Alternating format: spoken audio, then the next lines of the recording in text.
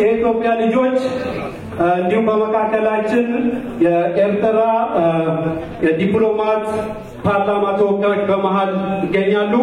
ሁላችሁንም በድጋሜ እንኳን ጥሪያችንን አክብራችሁ መጣችሁ። አባዋካችሁን በሞራል ጋብዙልኝና ወደዚህ መጥተው በጸሎት እንዲገፉልን ያሳል ቀሲስ ምንጊዜም ከኛ ጋር እያሉ የሚገኙ ውድ አባታችን ናቸው። በሞራል እንዲመጡልን ጋብዙልኝ።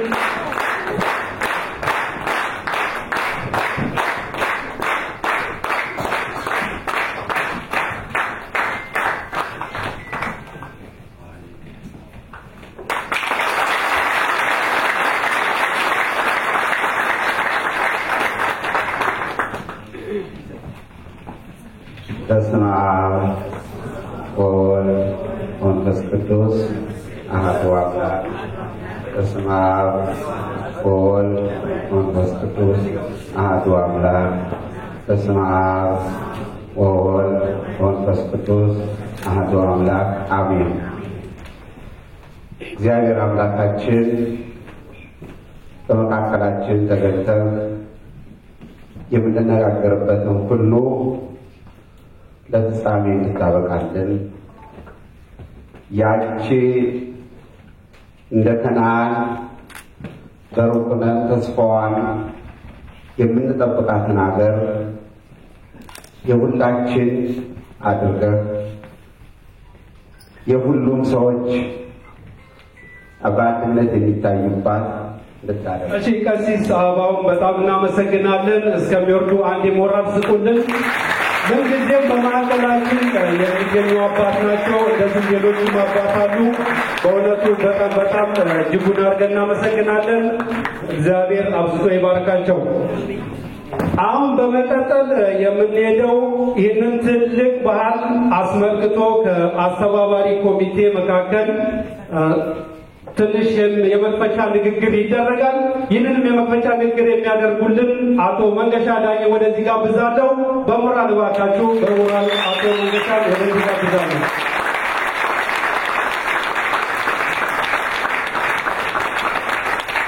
በጣም እናመሰግናለን። ክቡራትና ክቡራን ኢትዮጵያውያን ወንድሞቻችን እህቶቻችን፣ እንዲሁም የአስተናጋጅ ሀገር የኤርትራ ተወካዮች እዚህ መካከላችን በመገኘታችሁ የተሰማን ስሜት በቃላት የማይገለጽ ነው። እንኳን ደህና መጣችሁ በድጋሚ።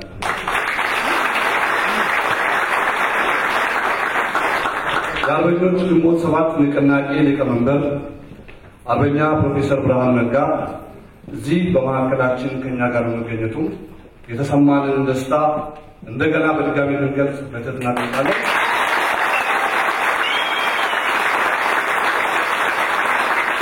ይሄ የምታዩት ዝግጅት በአንድ ግለሰብ በሁለት ግለሰብ ወይም በሰዎች ሳይሆን በጠቅላላ ሀገራቸው ቀናይነት በማሰብ ለሀገራቸው ለነጻነታቸው ጥማት ባላቸው ኢትዮጵያውያን ወንድሞችና እህቶች በመደረጉ የተሰማኝ ስሜት በዚህ በሁሉም ባዘጋጁ ስም ለመግለጽ እወዳለሁኝ። በጣም እንኳን ደስ አለን። በጣም ይተሳሰራል። እንግዲህ በሌላም በኩል ለእንደዚህ አይነት ነገር በአውሮፓ ውስጥ የንቅናቄያችን ሊቀመንበር ፕሮፌሰር ብርሃኑ ነጋ የሚገኙባቸው ቦታዎች 3 ናቸው። በአውሮፓ የዚህ የአርበኞች ግንቦት ሰባት ንቅናቄ መዋቅር በብዙ ቦታዎች ላይ አለ። ከነዚህ ከ3 ሀገሮች አንዱ ሆነን ይሄንን እድል እንድናገኝ በመታደላችን አሁንም በድጋሚ እንኳን ደስ አለን።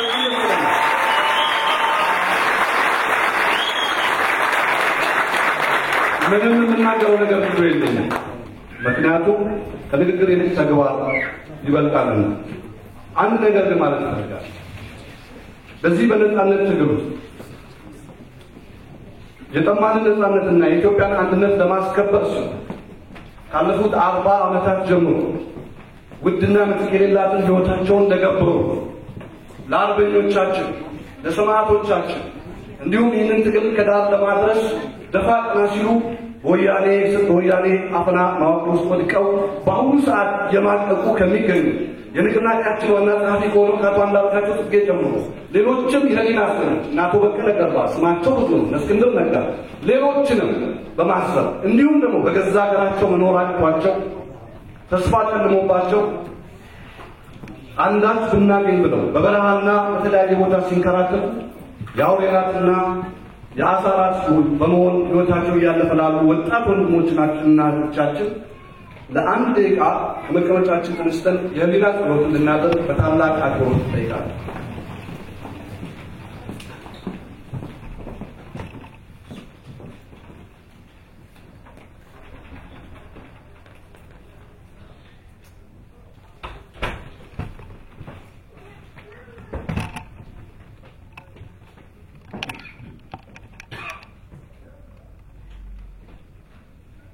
እናመሰግናለን።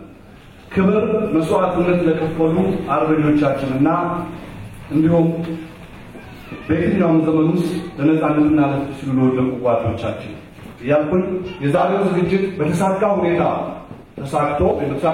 ተከናውኖ የሚጠበቅብንም በሚገባ ወጥተን አትሊስት አንድ ታሪክ እንጽፋለን የሚል ትልቅ እምነት አለኝ። እንግዲህ ሁላችንም ተጋግዘን ሁላችንም ተደጋግፈን ውጤታማ እንሆናለን የሚል ነው መልእክቴ። ብዙም መናገር አልፈልግም። ስላዳመጣችሁ አመሰግናለሁ። እግዚአብሔር ኢትዮጵያን ይባርክ። ኢትዮጵያ ለዘላለም ትኑር።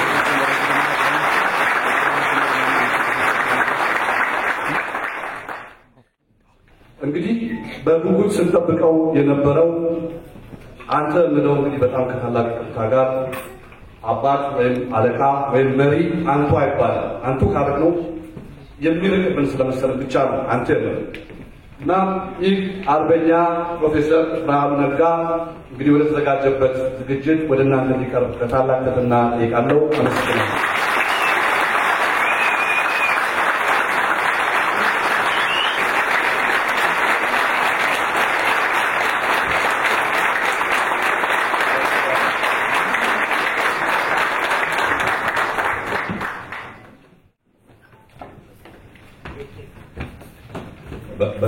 በጣም ማመስገን ፈልጋለሁ ላደረጋችሁልኝ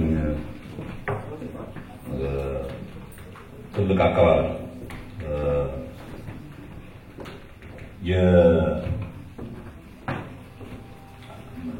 የስዊዝ እመጣለሁ ብዬ አላሰብኩም ነበር እና በድንገት ነው የመጣሁት። ትናንትና ኖርዌይ ነበርኩ። እስከ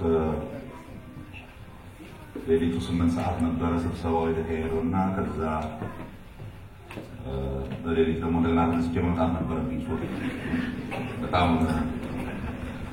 ደግሞ የሚገርመው ነገር እኔን ኤምባራስ ለማድረግ ይመስለኛል። ትናንትናውን ስብሰባ በሙሉ በዚህ በፓልኮ ፕሮግራም ሲያስተላልፉት ስለነበሩ ዛሬ ምንድን ነው የማወራው እያልኩ መጣሁት።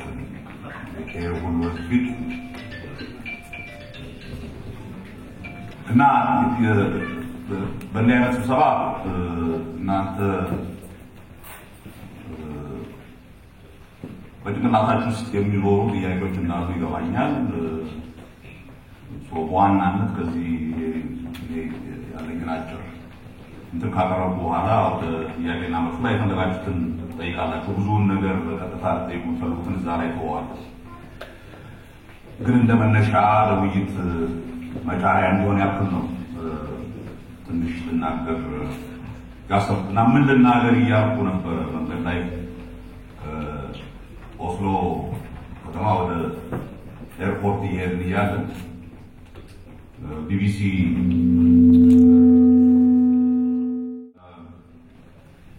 እና ሁለት ዜናዎች ሰምቼ ነበረ። ልክ ወደ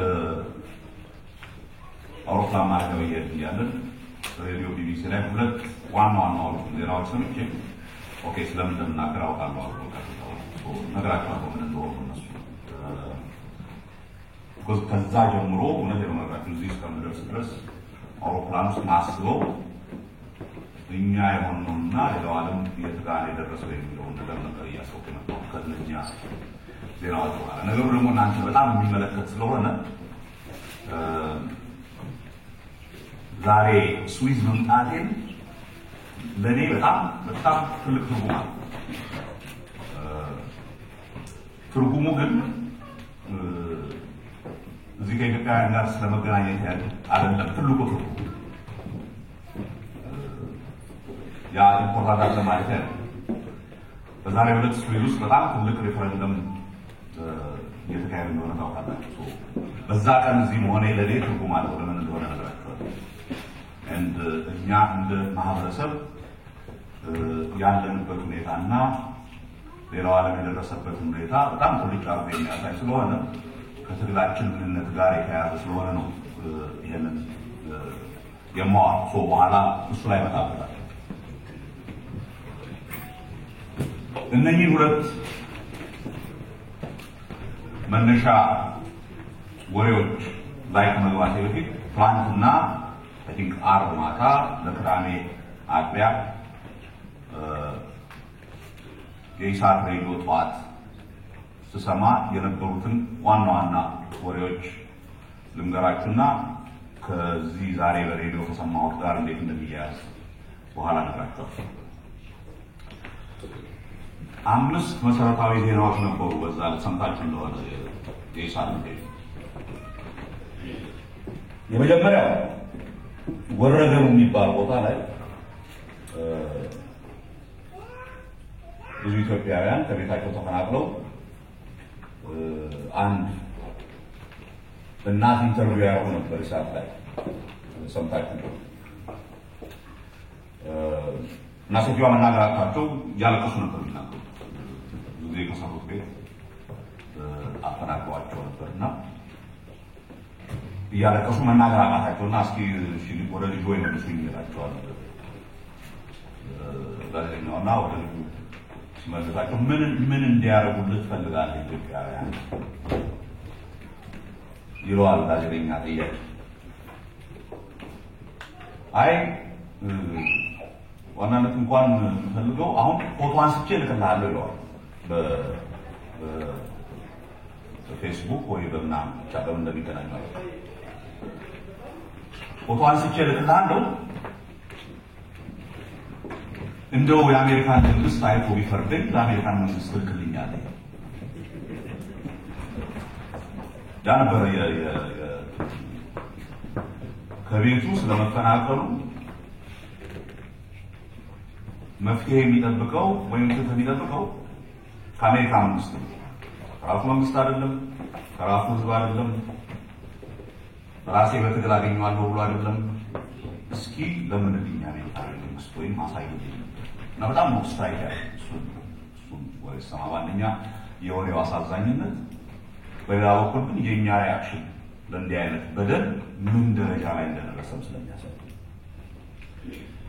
ሁለተኛው ከዛ ቀጥሎ የነበረው ወሬ የመን ውስጥ ያሉ ኢትዮጵያውያን ስደተኞች አንድ የሆነ ትልቅ አዳራሽ ውስጥ በሺዎች የምንቆጠር ተሰብስበን ከንጽህና ማጣትና ከበደል ምክንያት በየቀኑ 4-5 አስከሬን እየወጣ እየሞትን ነው የሚል ያ ሁለተኛው ወሬ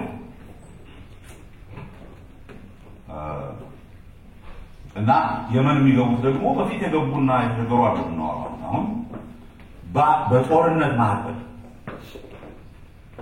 ፍጹም የተተራመሰ ሀገር ውስጥ ኢትዮጵያ ወጥተው እዛ ተሰደው ምናልባት የተሻለ ህይወት እንፈልጋለን ብለው የሚሄዱ ሰዎች ናቸው። ይሄንን ሁለተኛውን ወሬ እንትን ስለነበሩት እነሱም ውጭ ያላችሁ ኢትዮጵያውያን አንድ ነገር አድርጉልን ነበር። ከዛ ቀጥሎ ያለው ሶስተኛው ወሬ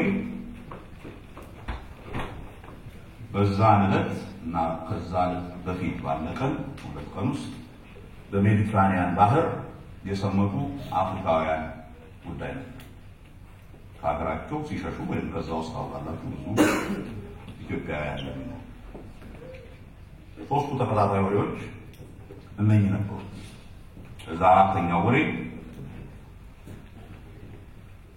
ስለ ረሃቡ ነበርና ረሃቡን የሚመለከት ሰው መሰደድ መጀመሩን የሚገልጽ ነበር እና በዛ ላይ አንዱን ገበሬ ኢንተርቪው ያደረጉትና ያ ገበሬ የሚለው የዛሬው የዘንድሮ ፍጹም የተለየ ነው እና ቦታ አርጓለሁ ያረሰም ያላረሰም ሁሉም ለማኝ ሆነው ይላል። ይሄ ዳይሬክት ነው ኮት ማለት ነው እና በመጨረሻ አምስተኛው ወሬ ያለው የነበረው የነ በቀለ ገርባ በውርደት ልብሳቸውን አስወልቀው በሙታንታ ፍርድ ቤት ልብሳቸውን ከእስር ቤት ወስደውባቸው በውስጥ ልብስና በመኝታ ታሪተራ ነው ፍርድ ቤት ወሰዷቸው ያለ። እነኚህ አምስት ወሬዎች ይሁ ሀገራችንን እንደምንመለከት ስላለንበትና ያለብንን አስተዳደር ምንነት በሚመለከት ይሄንን በህሊናችሁ ሳሉት አሁን በእነሱ ላይ በዝርዝር እንነጋገራለን። ላቀርብ ዛሬ ከሰማው ዜና ጋር በጣም ለኔ በጣም ኢንትረስቲንግ የሆነ ኮንትራስት ስላለው እናመጣበታለን። ዛሬ ጠዋት ስመጣ መጀመሪያ የነበረው ወሬ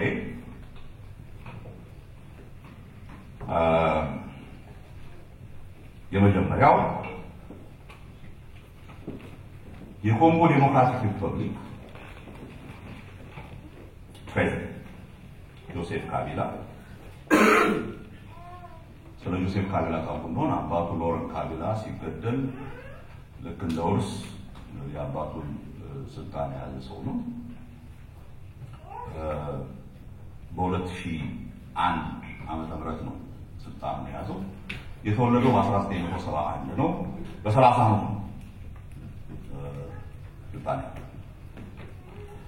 ጆሴፍ ካቢላ በኮንጎ ዴሞክራቲክ ሪፐብሊክ ህገ መንግስት መሰረት ከ2.5 ዓመት በላይ መወዳደር እና ያቺ ከ2001 እስከ 2005 ህገ መንግስቱ ከመኖሩ በፊት 4 ዓመት ተወስዷል። ከ2005 እስከ 2016 10 ዓመት ሁለት ተርም ጨርሷል። እና አናውንስ የተደረገው ዜናው ላይ ምንድነው ጆሴፍ ካቢላ ራሳቸው ባይሆኑ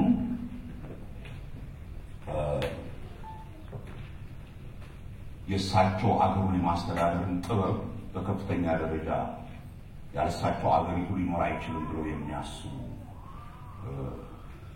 ቡችሎቻቸውና የፓርቲው ሰዎች ይሄ ህገ መንግስት ልክ አይደለምና ይሄ ህገ መንግስት ተቀይሮ በጣም ብዙ ተጨማሪ ጊዜ መግዛት አለባቸው አገሩ ብሎ በመናገራቸው አንዳንድ የምዕራብ ሀገሮች አይ ይሄማ ጥሩ አይደለም ምናምን ያሉ ሊኮንኑበት ወይ ነበር።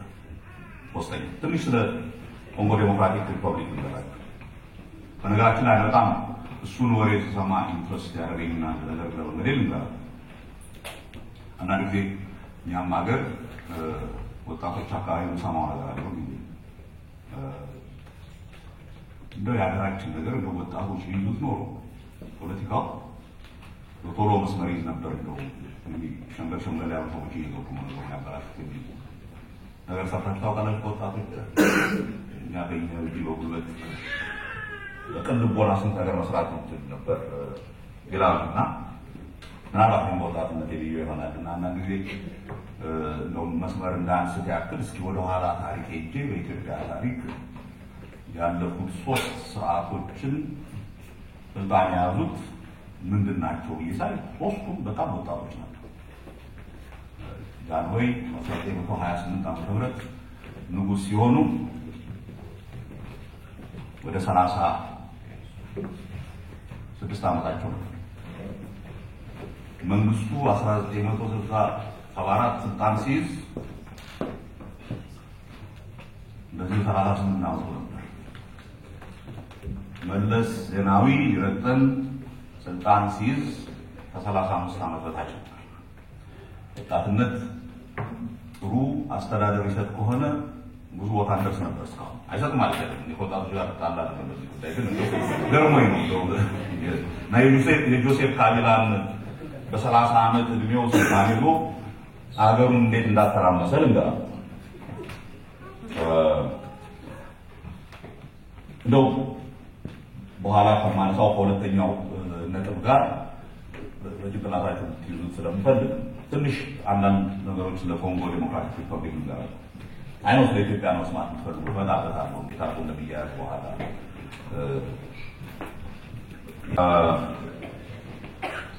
ኮንጎ ዲሞክራቲክ ሪፐብሊክን ማካወቅ ከሆነ ከኢንዲፔንደንስ በኋላ ፓሪስ ሙምባን ያየው ተገደሉት በኋላ ለስልጣን ላይ ያስቀመጡት ሞቡቱ ሴሴ ሴኮ የሚባል ሰው ነበር። ስለሱ ሰምታችሁ እንደሆነ የኮንጎ ህዝብ እንደ አጥንት ግጦ የደረሰ ሌባ ሌላ ስም ሊሰጠው አይችልም። ለሞቡቱ ክሊፕቶክራት የሚባል ነገር ተጠቀረ ሌባ መንግስት የሚባል እንደዛ እና እኔ ኢኮኖሚክስ አስተምር እንደ ምሳሌ ከመሰላቸው ሰዎች አንዱ ነው።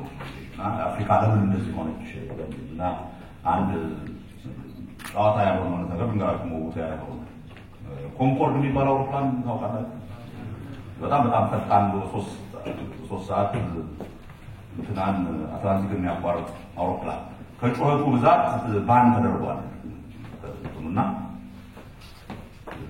ኮንጎ ዲሞክራቲክ ሪፐብሊክን የሚያክል ምንም የሌለው ሀገር ሞቡቱ ያደረገው አንድ ነገር የትውልድ ቦታው ላይ ለኮንኮርድ ማረፊያ የሚሆን ትልቅ አውሮፕላን ተሰራ። ኮንኮርድ ህዝብ እንዲመላለስበት እንዳይመስላል እንደዛ ቢሆን ትንሽ ህዝቡ የሚተርፈዋል ማለት ነው። የአውሮፕላን እና በጣም ብዙ የሚጠቀሙበት ዴንቲስቱን ለማየት በቻርተር አውሮፕላን ነው ኮንኮርድ የሚሄደው ፈረንሳይ ድረስ እና ለሱ ነው በአብዛኛው የዛ የአውሮፓ ማለትና በአንድ ትሪፕ በዛ ኮንኮርድ አውሮፕላን ቻርተር አስደርጎ ለሚያመጣው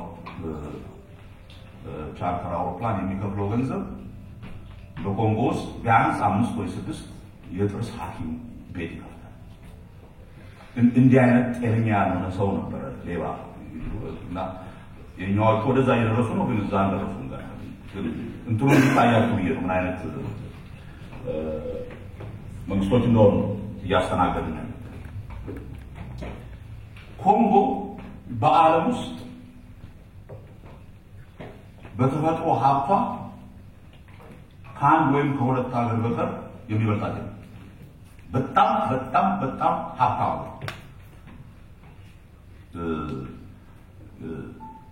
ሚነራል የሚባል ማይበቅልበት ቦታ የለም። እዛ የሌለ ሚነራል የሆነ የሌለ ነገር በጣም የሚገርም ሀብት ያለው ሀገር ቦታው የጂኦግራፊ ሎኬሽኑ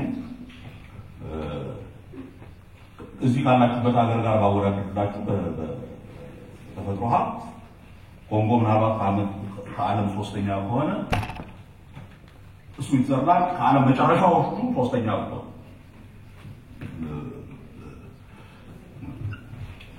ስዊዘርላንድ ፕሮባብሊ ወደ 200ኛ ኮንጎ የኮንጎ ዓመታዊ የነፍስ ወከፍ የዜጎቿ የነፍስ ወከፍ ገቢ ከዓለም ከመጨረሻዎቹ 2ኛ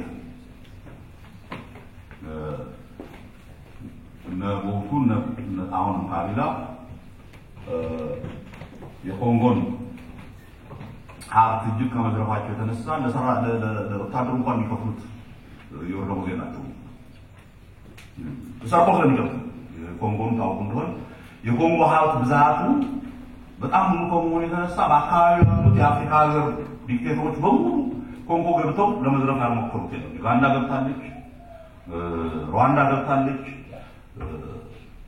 ዚምባብዌ ገብታለች አንድ ጊዜ በጣም ትልቁ የአፍሪካ ጦርነት ሲባል ብዙ ጦርነት ተካሂዷል 8 ሀገሮች ገብተው ነበር ኮንጎ ሲገኝ ለመዝረፍ ዳይመንድ አለ የሌለ እና በዛ ምክንያት ደሃ ብቻ ሳይሆን የጦርነት ቀጠና ነው ሁሉ የጦርነት ነው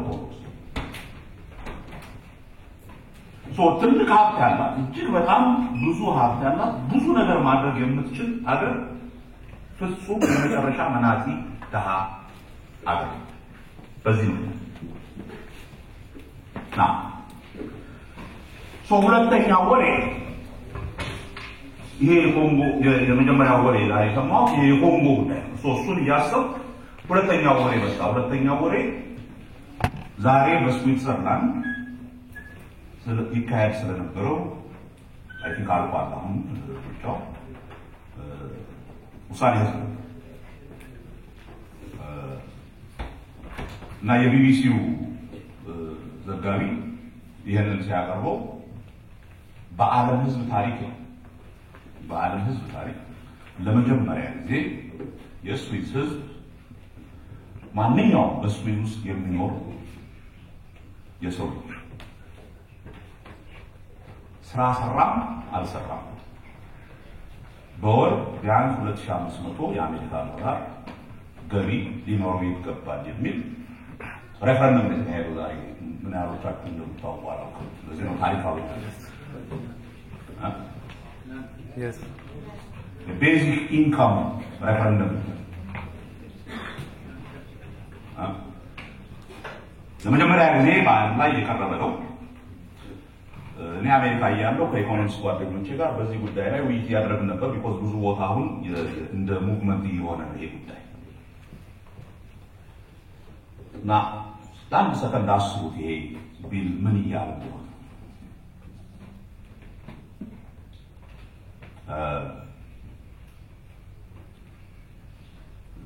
ዝቅተኛ ደሞዝ አይደለም እናወራለን የሚኒመም ዌጅ አይደለም እናወራለን ማንም የሰው ልጅ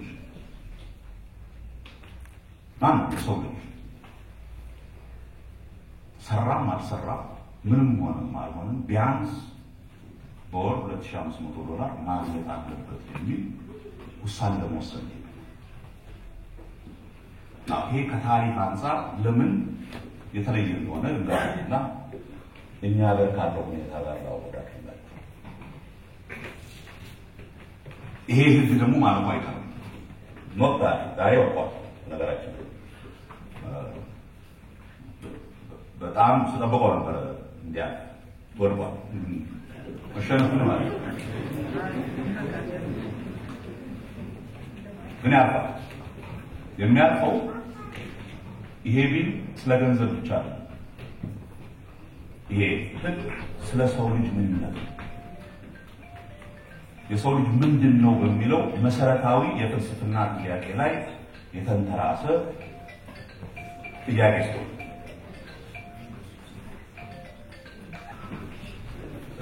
ለምንድነው ይሄንን ለውሳኔ የቀረበ ትልቅ ታሪካዊ ግኝት አድርጌ ወስደው ቢሸነፉ ለምንድነው ለሰው ልጆች ይህ በጣም አስፈላጊ የሆነና የሰው ልጅ የደረሰበትን ደረጃ የሚገልጽ ህግ ነው ይማ ታሪክ ታውቁ እንደሆነ አውሮፓ ተኖራላችሁ ሆፕፉሊ ተወሰነ ደረጃ የአውሮፓን ታሪክ ታውቃላችሁ በ1789 የፈረንሳይ አብዮት ሲካሄድ የፈረንሳይ ህዝብ ለመሪዎቹ ለንጉሶቹም ሆነ ለዓለም ህዝብ ያስተላልፈው አንድ በጣም ትልቅ መልእክት ነው በዛ አብዮቱ በጣም ባይረን ነበር ሰው ሞቷል ወደ ከታሪክ አንፃር ከስልጣኔ አንፃር የ1789 አብዮት ስለ ሰው ልጅ ምንነት ሶስት ነገር ተናግሯል። የመጀመሪያው የሰው ልጅ ያለ ነፃነት ሰው አይደለም። ያለ ሊበርቲ ሰው አይደለም። የማንነታችን የሰውነታችን ምልክት ነፃነታችን የሚል ነበር የመጀመሪያው የፈረንሳይ አብዮት ስሎጋን። ሁለተኛው የሰው ልጅ በተፈጥሮ እግዚአብሔር ሲፈጥረው የሰው ልጅ ሁሉ እኩል ነው የሚል ሁለተኛ የሰው ልጅ ምንነት ዲክሌር ያደርጋል።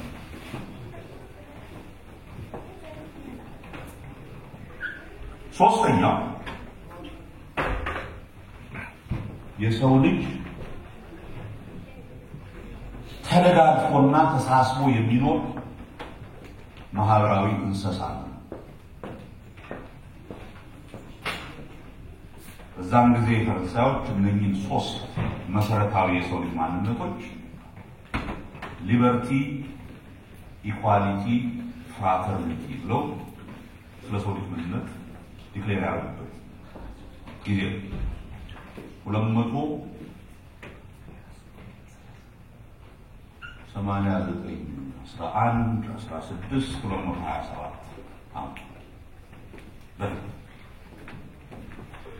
በዓለም ታሪክ ይሄ ዲፋይኒንግ የሆነ የሰው ልጅ ምንነት ዲፋይን የሚያደርግ ሞመንት ተብሎ ይታወቃል። እነኚህ ሶስት በፍልስፍና ደረጃ ተቀባይነት ያላቸው መርሆች በማህበራዊና ኢኮኖሚያዊ አወቃቀር ዙሪያ በተለይ ይሄ የከበርቴ ስርዓት ከምንለው ጋር አንድ የሆነ የሚጋጩት ነገር ነበር። ምክንያቱም የከበርቴ ስርዓት አንደርላይንግ የሆነው ፍልስፍና የሚለው ሰው በተፈጥሮ ራስ ወዳድ ነው፣ ሰነፍ ነው፣ በሁኔታዎች ተገዶ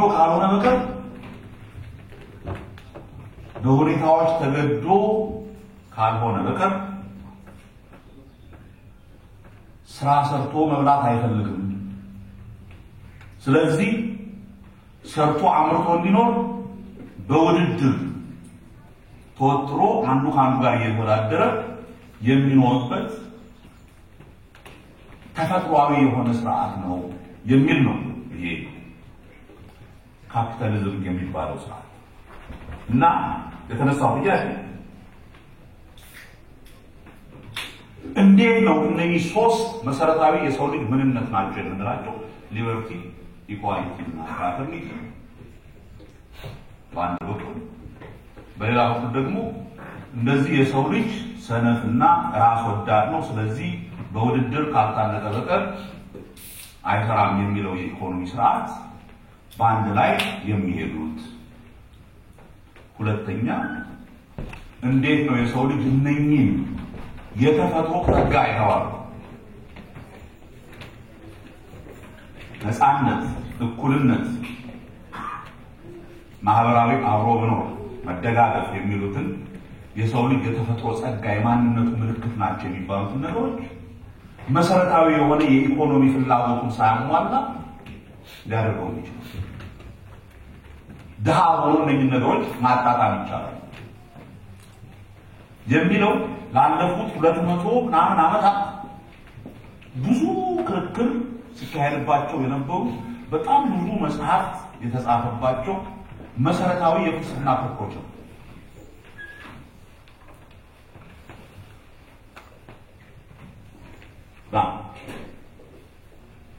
በዚህ ሁኔታ ነው የዛሬው ሬፈረንደም፣ ከዚህ ኮንቴክስት ነው የዛሬው ሬፈረንደም ወይም የዛሬው ህዝበ ውሳኔ አየው የነበረው አውሮፕላን ውስጥ ብዬ ራስ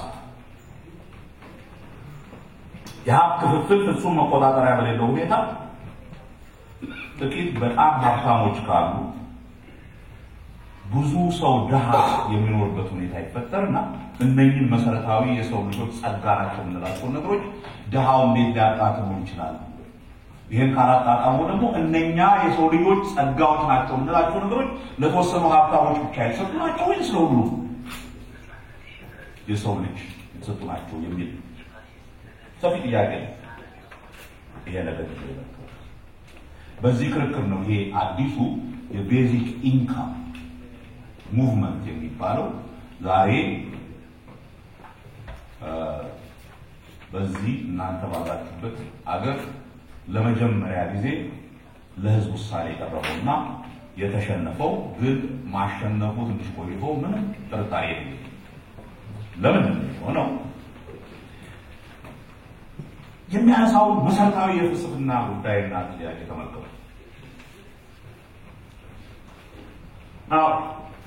ይሄ ጥያቄ በነገራችን ላይ የተባበሩት መንግስታት ዩኒቨርሳል ዲክላሬሽን ኦፍ ሂውማን ራይትስ ብሎ 1948 ያንን ነገር ሲያሳልፍ አንዱ ትልቅ ክርክር ይካሄድበት የነበረው እንዴት ነው የፖለቲካ መብቶች ያለ ኢኮኖሚ መብቶች ያለ ኢኮኖሚ መሰረታዊ የኢኮኖሚ ጥቅሞች ሳይከበሩ ሊኖር የሚችለው የሚል ብዙ ክርክር ተካሄዶበት ዝም ብሎ ሼልፍ የተደረገ ጥያቄ ነው። አሁን በመንግስቶች ሳይሆን ህዝብ እንዲወስንበት ተቀበለ። እስኪ ቁጭ በሉና ይሄ ነገር የዚህ ነገር ውጤት የዚህ የዛሬ ሬፈረንደም ትርጉም እንደሆነ እንዲገባችሁ አንድ ብዙ ሰዓት የሚሰራና ጥሩ ገንዘብ የሚያገኝ የስዊስ ዜጋ ዛሬ ድምጽ ሊሰጥ እዛ ኮሮጆ ውስጥ ሲሄድ እና ይሄንን ነገር እንቀበለው ብሎ ድምጽ ሲሰጥ ምን ያሰበ እንደሆነ ምን ያለ እንደሆነ ማን ማስገደታል በውዴታው ሄዶ ይሄንን ሬፈረንደም ደግፋለሁ ሲል በጣም ብዙ እንድምታ ያለው ግን አንድ ሁለት ሶስት ልንገራችሁ ምን ያለ እንደሆነ ይሄ ሰው ያንን ነገር ሲወስን እስከዛሬ ይከፍል ከነበረው ታክስ በላይ ለመክፈል ይወሰን ቢቆጥ እንዲህ አይነት ለብዙሃኑ የሚደርስ ገንዘብ ይሰጥ ብሎ ሲወስን ያ ከራሱ ከህዝቡ የተወጣጣ ስለሆነ የሚጣጣ ስለሆነ በዛ ያለው ሶስት ኮርነር ድረስ ብዙ ገንዘብ ይከፍላል። ብዙ ገንዘብ ከፍላለሁ ለዚህ ውሳኔ ያለ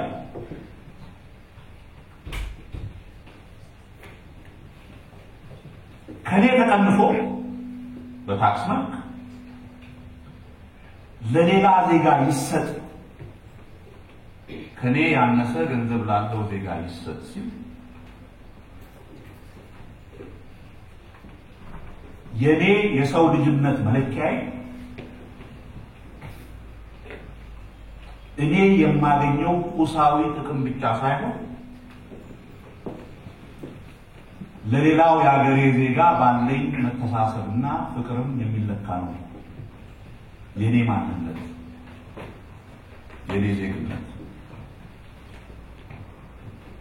ይሄ ማህበራዊ ትስስር ነው ዜጋ የሚያደርገኝ እዛ ለሌሎች ዜጎቼ በማሰብ የማደርገው ነገር ነው ማንነት እንደ ሰው ልጅ ማንነቴን የሚገልጸውና ለዛ ስል ገንዘብ ብሰጥ ደስ ይለኛል because ማንነቴን ያጎላልኛል የሰው ልጅነቴን የሰው ልጅ ነኛ ቀደም ያልኳችሁ ሶስት የሰው ልጅ ምልክቶች በእርግጥም ያን ይሆንኩ እንደሆነ ያሳየኛል ይላል።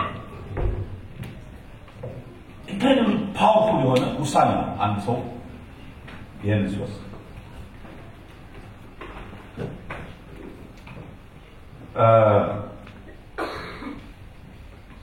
እንዲህ አይነት ውስጥ ድረስ የዘለቀ የሰው ልጅ የስልጣን ያካሄድ የሞኝነት መስሏቸው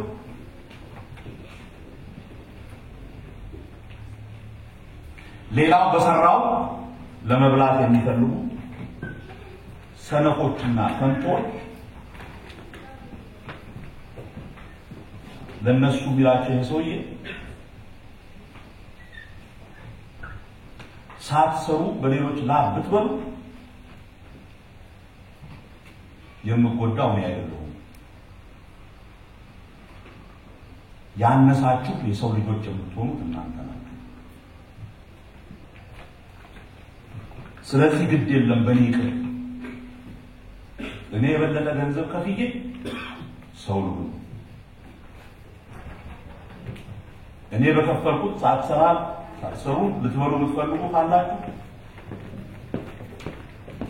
እናንተ ናችሁ ያነሳችሁ የሰው ልጆች ነው የሚለው የሰው ያንዱ የሚያስተላልፈው ማለት ነው። ክርክሩ ላይ አይታችሁ እንደሆነ በዚህ ክርክር ላይ እናንተ ብዙ ተከታትላችሁታል። እኔ በረሃን ነው ከመጣሁ በኋላ ተከታተልኩ።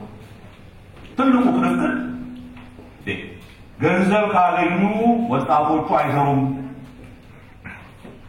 ዝም ብለው ሊኖሩ ነው፣ ያሰንፋቸዋል። እሱ ብቻ አይደለም፣ እንዲህ አይነት ገንዘብ ማስዊዝ እንደሚገኝ ካዩ ዓለሙ በሙሉ ተጠራርጎ ወደዚህ ሊመጣብን ነው፣ ስደተኛው ሊበላን ነው አረብ ለከው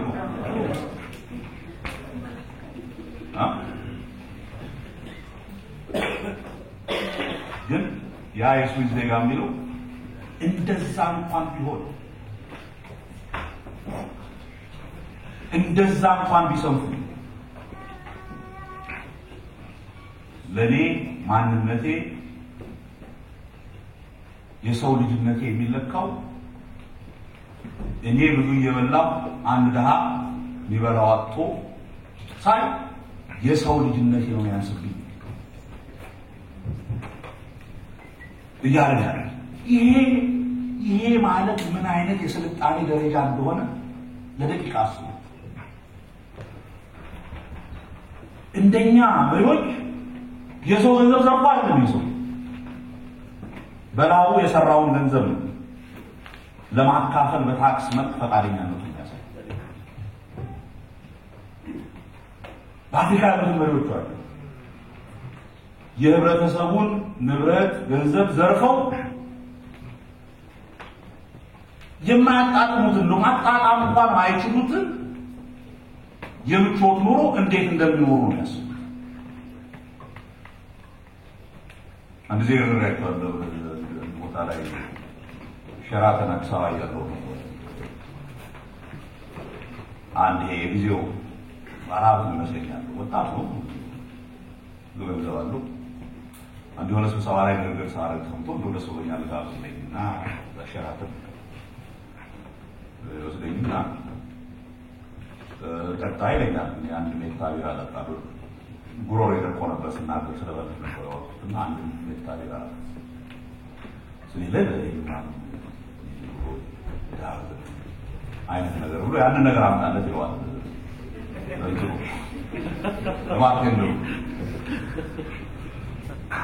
እና ምንድነው ያ ነገር ዋለው እኔ ፈልጎ ሜታ ቢራ ነው እና ሌላ ነገር ፈልጎ ነገር ነው አታዝልኝ ምንም እንኳን ቸርነትን ባለንከም ግን ምንድነው ነገሩ እየጠየቀው ባርከንደሩ ናፖሊዮን ነው ምናምን የሚባል ኮኛል እና ምንድነው ይሄ ነገር የተለየ የሚሆነው ብለዋል። አይ ለማን ማሻአላህ ግን ባቴሎ ግን በመለኪያ 1500 ብር ነው በመለኪያ ለያን 1500 ብር ነው በዛሬ ብር አይሰራም ማለት በ1994 ገና ምንዛሬው $1 በ6 በነበረ እና የሮ ኢኮኖሚስት ነው ያን ጊዜ አውቋለሁ የአገሪቱ አማካይ ገቢ ስንት እንደሆነ ወደ 1400 ከምናምን የአንድ ኢትዮጵያዊ አማካኝ ዓመት ገቢ ባንድ መለኪያ ፉክ ብለው ነው ወይ ይላል።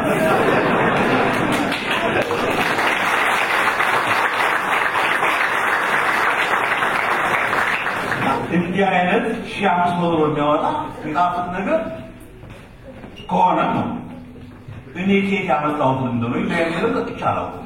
አንተ ደግሞ አውቃለህ በጣም ብዙ ብር ነበር አይደል አሁን ያለኝ እና አንተም ከሱ እንደሌላ አውቃለህ ያቃጠለ እንደሆነ እንጂ በሱ አብዬ ተጣረባ ይሄ ነገርና ይሄ ነው ይሄ ምን እንደሆነ እንኳን ለማታውቀው ከማህበረሰብ ዘርፈ እንዲህ አይነት የቅንጦት ኑሮ ለመኖር የሚያስብ ማህበረሰብና አገዛዝ በዚህ ዓመት 40-50 ሰዓት ደግሞ ሰርቶ ያመጣው ገንዘብ ከዚህም ገንዘብ ላይ በታክስ መልኩ ሰሩና የሀገሬ ዜጋ ድሃ ሆኖ ማየት አልፈልግም። የሀገሬ ዜጋ ድሃ ሆኖ ካየው የኔ ማንነት ይነካል ብሎ የሚያስብ ዘመን የስልጣኔው ልዩነት ነው። የዓለም ሕዝብ የደረሰበት የመንፈስ ልዕልና የስልጣኔ ደረጃ የኛ ከንቶች ከደረሱበት ጋር ስታስተያዩት በፍጹም የሚገርም በፍጹም ማመን የሚያቀት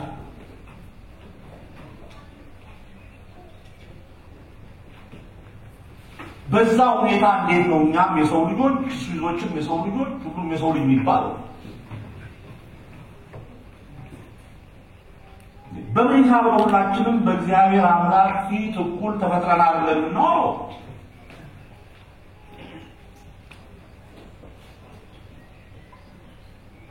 ይሄ የሚገርም የሰው ልጅ መንፈስ ልዕልና የደረሰበትን ደረጃ አስቡና ቅድም በኢሳት ዜና የተነበቡትን ዜናዎች ነገርኳችሁ እንቀላላችሁ ውስጥ አስቀምጡና ምን አይነት ስርዓት ውስጥ እንዳለን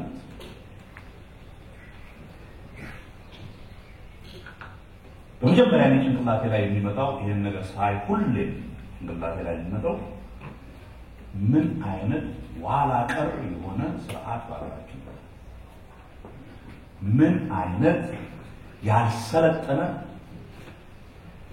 ከሆዳቸው በስተቀር ምንም የዝመና መንፈስ የማይሸታቸው ፍጹም አድሃሪያ ሪል ወተር አድሃሪ ማለት ይሄ እነኚህ ከአውሬነት ወጥተው እውነተኛው የሰውነት መንፈስ እንኳን ገና ያቀረባቸው እንዲህ አይነት ሰዓት በላያችን ላይ ካለ እንዴት አድርገን ነው ዝም ብለን ተቀብለን ልንኖር እንችላለን?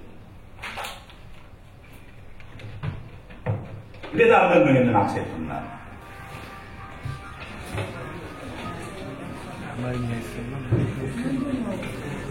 ወላ አንዱ አክሴፕት ማድረጊያ ሌላ ነገር እኮ ስልክ መስማት ነው። አይ ምን ችግር አለ? ስልክ ላይ የሚመጡ ሙዚቃዎች እየሰሙ እንዲህ አይነት አስቸጋሪ የሰው ልጅ ጉዳይ ትቶ መኖር ዛሬ ቴዲ አፍሮ ምን አወጣ?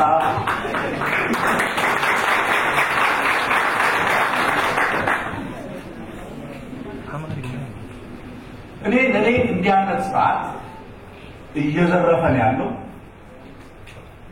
ኢትዮጵያዊነታችንን ብቻ ሳይሆን የሰው ልጅ የሚያደርገንን ጸጋ እየዘረፉ ነው። ይህን የሰውነት ጸጋ ይህን ሰው የሚያደርገውን መሰረታዊ ጸጋ ለማስመለስ አውሮፓውያኖች ከ300 ዓመት በፊት ያገኙትን መሰረታዊ ናቸው። የመናገር፣ የመጻፍ፣ የመሰብሰብ፣ የማሰብ፣ የማምለክ ያችን መሰረታዊ ጸጋ ከ300 ዓመት በላይ ያገኙት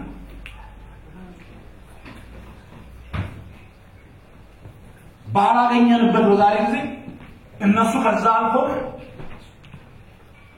በአገራችን ደሃ የሚባል ዜጋ ካሁን በኋላ ማየት የለብንም የሚሉበት ደረጃ ላይ ደርሰዋል። እኛ 300 ዓመት በፊት እነሱ ያገኙትን አሮብናል። ገና ምን እንደሆነ ማለት ነው።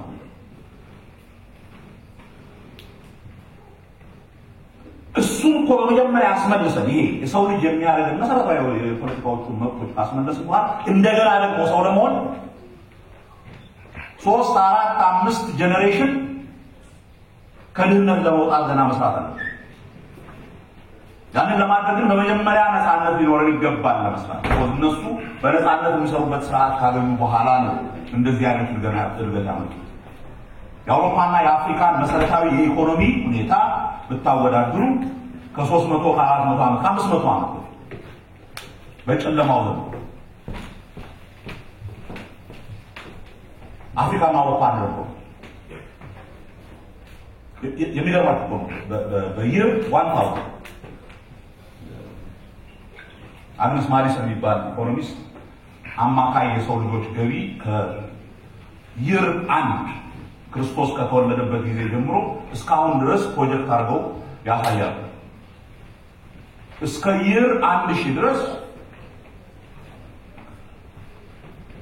የኛና የነሱ እኩል ነበር የኛ ትንሽ የበለጠ ያለ ነበር አማካይ አቨሬጅ ግሮዝ 0.1% እስከ የር 1500 ድረስ በጣም ተቀራራቢና ተመሳሳይ ነበር ልዩነታችን መምጣት ጀመረ ከ1500 በኋላ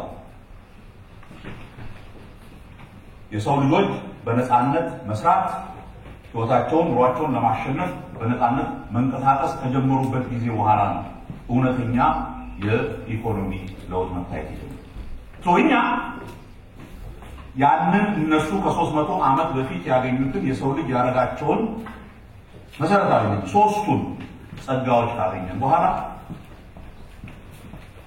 እንደገና ደግሞ ይሄንን የኢኮኖሚ ስርዓት በተወሰነ ደረጃ ይሄ ከድህነት ደግሞ የሚያወጣው ነገር ታውቃላችሁ የድህነት አስከፊነት ዝም ብሎ ሆድ መሞርሞሩና የሚበላና የሚጠጣ መጥፋቱ አይደለም ጭንቅላትን ነው የሚያደርገው ከዛ ወጥተን ሪል የሰው ልጅ ምን ሆነበት ደረጃ ላይ ለመድረስ ያስፈልጋል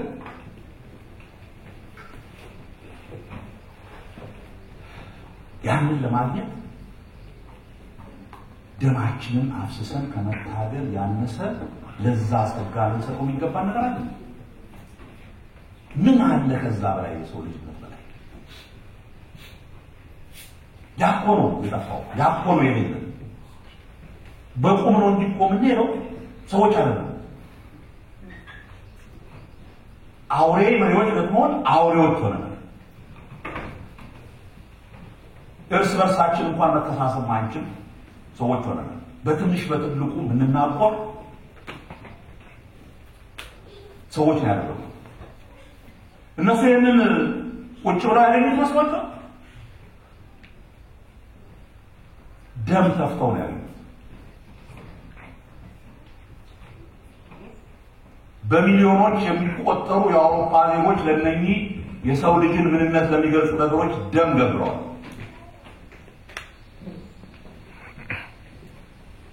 የማህበረሰቡን ሀብት ለብቻቸው ተቀራምተው እነሱ በድሎት ህዝቡ በድህነት እንዲኖር ከሚፈልጉ እግዚአብሔር የተመረጠነን ብለው ከሚያስቡ መሳፍንቶችና ንጉሶች ጋር በመቶዎች ዓመታት ለሚቆጠር ትግል ታግለው ደም ከፍለው ነው ይሄንን መጣቸው ያለው እነሱ ቆጥ የደረሱት እዚህ ደረጃ ላይ የደረሱት በሃይማኖትና በእግዚአብሔር ስም አደንቆረው ሊገዟቸው ከሚተጉ የሃይማኖት መሪዎች ነን ባይ ሐሳዊ መሲዎች ጋር ከፍተኛ ትንቅንቅና ትግል አድርገው እዚህ ቦታ ላይ ደረሱ ለዳርክ ኤጅስ የሚባለው የአውሮፓ ጊዜ ታስታውሱ እንደሆነ የሰው ልጅ በፍጹም ማሰብ የማይችልበት ደረጃ ላይ ተሰውቶ እሱን ፈንቅለው ሬኔሳንስ የመጣው እንደገና ማሰብ የመጣው ይሄ በትግል የተገኘ ነው ዝም ብሎ የተገኘ ለዚህ ነው እኛ የአርበኞች ግንቦት ሰባት ታጋዮች ትግላችንን የምናየው ኢትዮጵያን የማዳን ትግል ብቻ ሳይሆን በእውነት የሰው ልጆች መሆናችንን ለማስረገጥ የምናደርገው ትግል አድርገን ነው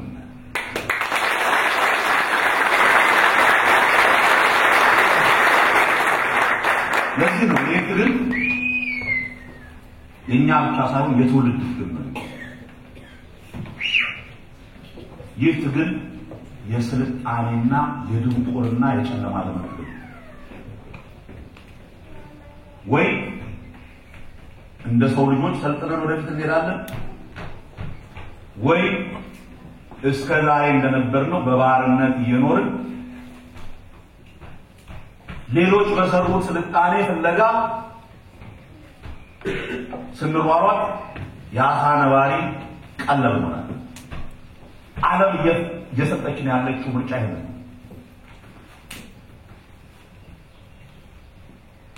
እናንተ ምን እንደምትመርጡ አላውቅም እዚህ ቤት መምጣታችሁ የሚነግረኝ እናንተም ባርነትን እንደማትፈልጉ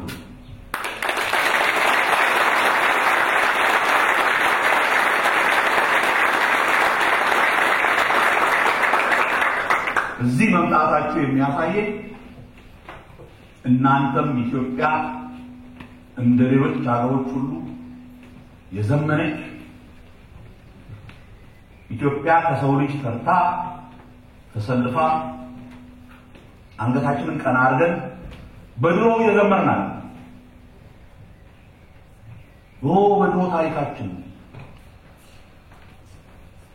በዛ ጊዜ በአክሱም በላሊበላ እነሱም አሰሩ እነሱማ በጊዜያቸው ሌላ ዓለም የደረሰበት ስልጣኔ ላይ ደረሱ እነሱን ገድል እየዘከር እኛ ግን ባሪያ ሆነን እስከመቼው ነው እንዴት ነው ሰው ሁሉ ጊዜ በታሪኩ ብቻ የሚኖረው